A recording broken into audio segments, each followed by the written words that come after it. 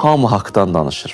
Onu vəsf eləmək, onun haqqını danışmaq, geniş-geniş söhbət eləmək olar. Amma elə ki, əməl meydanına gəlirsən, baxırsan, görsən ki, haqqını icra eləyənlər azdır.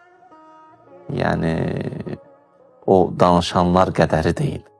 Haqq bəzən əleyhivədir, bəzən leyhivədir. Əlbəttə, haqq insan əleyhinə olmaz. Bu mənada ki, haqq bəzən acı olur. Niyə? İnsanın ruhu əgər çox böyük olmasa, bəzi vaxtlar haqq həqiqət ona acı gəlir. Amma insan elə ki, ucaldı, ruhən böyüdü, daha onun üçün haqq şirindir, acı deyil.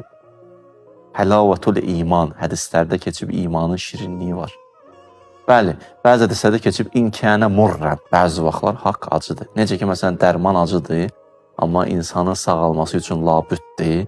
Bəzi vaxtlar haqq da insan üçün acıdır, bu mənada sanki əleyhinədir. Amma bəzən də leyhinədir.